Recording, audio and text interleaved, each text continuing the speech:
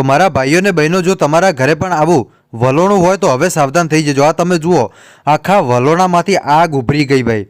કઈ રીતે આ ઘટના બની ભાઈ? આ તમે જુઓ, આ તો બરોબર સદનસીબે ભાઈ નીચે સા બનતી હતી, પણ જો કદાચ એ જગ્યાએ કોઈ માણસ હોત તો એની શું હાલત થોત તમે વિચારો સાહેબ। જે લોકો છે ને ભાઈ કે ચાલો વલોણું ચાલુ કરી અને બીજું કોઈક કામ કરવા માંડ્યા કે લાવો હું પેલું કામ કરી દઉં, એટલી ઘડી સાય બની જાય, એટલી ઘડી હું બીજું કામ કરું, એટલી ઘડી વલોણું થઈ જાય। ઘણા બધા લોકો બે કામ એક હાથે કરતા હોય, પણ બે કામ એક હાથે કરતા હોય ને એનું પરિણામ તમે આ જોઈ લેજો ભાઈ। ખરેખર એકલું વલોણું મૂકીને તમારે કોઈ બીજું કામ કરવા ન જવું જોઈએ, કેમ કે જ્યારે આપણે કોઈ પણ વલોણું મૂકીને બીજું કામ કરવા માટે જઈએ ત્યારે થાય છે શું મિત્રો કે વલોણું ખસતું ખસતું નીચે પડી જાય, બરાબર, અને જેના કારણે શોર્ટ સર્કિટ થઈ જાય ને એના કારણે શું થાય ભાઈ તમને ખબર છે? એના કારણે સાહેબ ક્યાંક ને ક્યાંક આગ ઉભરી જાય। આ તમે વિડીયો જોયો ને, આ વિડીયોમાં શું થયું ભાઈ? સૌથી પહેલાં તો મસ્ત વલોણું થતું હતું ભાઈ, સા બનતી હતી મસ્ત એકદમ ડુવા જેવી ભાઈ, પણ પછી શું થયું?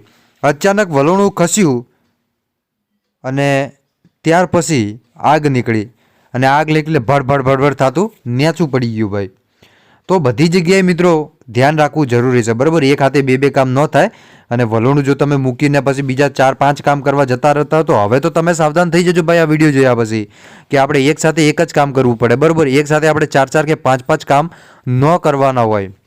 તો બધા લોકોને હું અપીલ કરું ભાઈ કે એક સાથે 5 કામ ન કરવાના હોય। વલોણું કરો છો તો માત્ર વલોણા ઉપર જ તમારે ધ્યાન દેવાનું હોય, ન કે પછી વલોણું કરો ને તમે કપડાં ધોવા જો ને કપડાં ધોઈને આવો એટલી ઘડી વલોણામાં આગ હળગી ગઈ હોય ને બધું રમણ ભમણ થઈ ગયું, એવું ન થવું જોઈએ ભાઈ। તો બસ બધા લોકોને અપીલ કરું ને, ચાલુ વલોણાની અંદર તો કોઈ દી હાથ જ ન નાખતા ભાઈ, કેમ કે ત્યાં તો ભાઈ ભેનામાં કરંટ આવે, બરાબર? આ તમને બધાને થોડીક માહિતી દેવાની દઈ દીધી છે ભાઈ। અને હવે તમને એક આ વિડીયો બતાવો। આ વિડીયો અત્યારે સોશિયલ મીડિયાની અંદર અત્યારે વાયરલ થઈ રહ્યો છે, જેથી કરીને આપણી ચેનલ આ વિડીયોની કોઈ પણ જાતની પુષ્ટિ કરતી નથી। ચાલો મારા ભાઈઓ બહેનો વડીલો, સૌથી પહેલાં તમે આ વિડીયો જોઈ લો।